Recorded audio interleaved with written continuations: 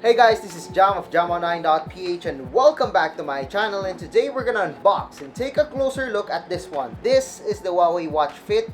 So yes, this device, as of this recording, isn't out yet here in the Philippines. So this one was announced, I think, a few weeks ago during the HDC or the Huawei Developers Conference 2020. And yes, it does look beautiful. As you can see here, we got here a large watch face. It's a 1.64-inch AMOLED display. Meron din tayo ditong long battery life. Huawei promises a 10 hours of battery life on this one. Wow, I mean, we've reviewed the Huawei Watch GT2 and we're really amazed with its battery life and also the features that we're getting. Of course, this one is focused on fitness. That's why it's called the Watch Fit. It comes with 96 workout modes. We got here workout guidance, and of course different statistics. It will show you the different stats and recommendations on the Huawei Health application, I believe. And of course it comes with built-in GPS, and it has 5 ATM water resistance. So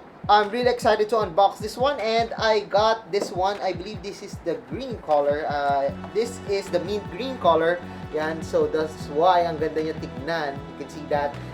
And interested ako doon sa kanyang watch face. The watch face is actually parang rectangle and vertical. And medyo malaki watch face niya at 1.64 inch. So, time to unbox this device. Friends. Oh wow. Okay, so we got here the Huawei Watch Fit. And yes, it does look beautiful. It is sexy.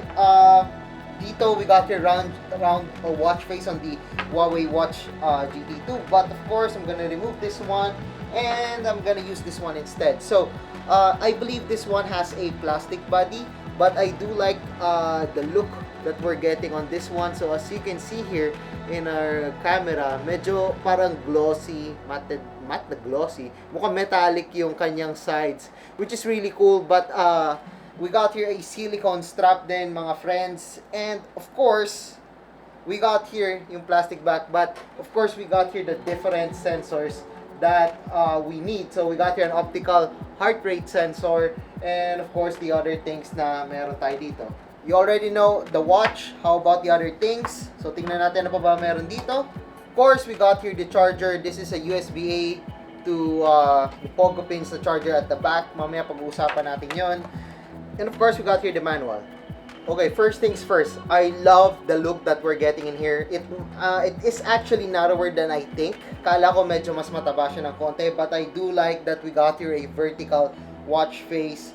And I haven't seen the display yet, but the look of this one is actually pretty cute and pretty nice. It's actually perfect for those people talaga na who are into fitness. You're getting more screen on this one. It's a better display compared to other watch bands that is a really small display. And look at this one. Ang ganda niya. Hindi siya ganun kalaki, and yet malaki pa rin yung space natin dito because of the vertical watch face that we're getting in here. So, before tayo mag-proceed, I'm gonna set it up and let's see what can we expect on the Huawei Watch Fit. And yes, I have updated my Huawei P40 health application to get the Huawei Watch Fit series connection to the Huawei Health app. So I'm gonna pair it. Alright, so we got here the Huawei Watch Fit, and it does look beautiful. The display is really nice. It's a high definition display, I believe. So we got here a resolution of 4x6x280, and it's an AMOLED display. That's why probably the colors are really good. Kaya akala ko talaga parang sobrang ganda ng display niya. And the blacks are really black, so you don't notice the bezel that we're getting in here on the Huawei Watch Fit. So of course, we got here different watch faces that is available, of course, on the Huawei Health application. So we got here a lot of watch faces that are available for the Huawei Watch Fit. So I am not surprised that we got here a lot of watch faces. So the UI of this one is very similar to the Huawei Watch GT2e that we have reviewed before. So if you have used that one, hindi kayo problema dito. But actually, I would prefer using this one over my Huawei Watch GT2e maybe because of my personal preference that I love yung design that we're getting in here on the Huawei Watch Fit. And of course, yung kanyang display naman is already enough for my liking. Actually, ilapit natin yung camera dito para malaman nyo kung ano ba ma-expect nyo dito sa Huawei Watch Fit.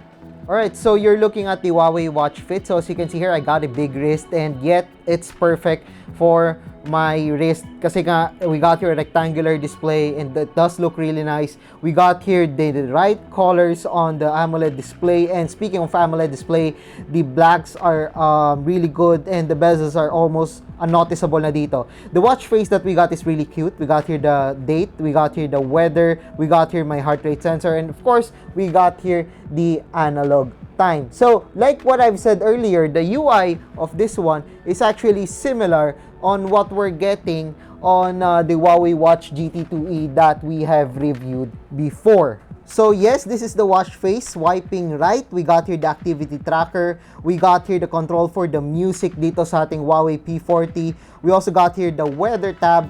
The another one is the stress level. I need to configure that one before this one appears on this one.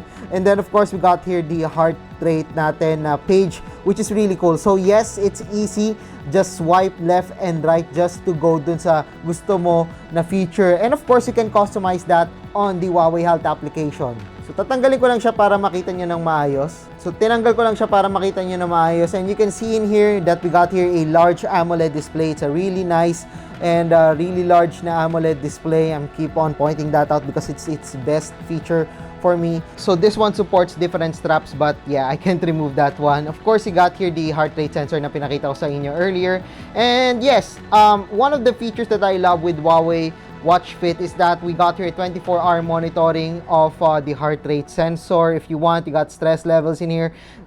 It's everything that you need on a fitness device. So, of course, a fitness device isn't a fitness device without the workout mode. So, this one supports 96 workout modes. As you can see in here, we got here the workout mode. We got a lot of available na workout. You can add everything. So, yan pwedeng HIIT, pwedeng yoga, stepper. So, it depends on what you are doing.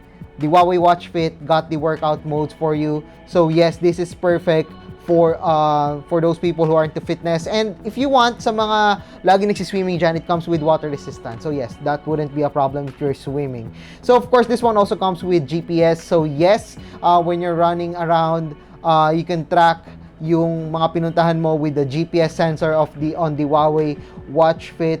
And of course, we got here the different monitoring when you're working out. So yes, I cannot show it to you right now kasi nga hindi naman tayo nagwo-workout right now. But yeah, it does have a lot of monitoring. And nakikita nyo naman dito sa ating activity tracker na yes, marami na naman siyang pinapakita and marami na naman siyang activities na natatrack. So, going back, we got here the workout status, ayan.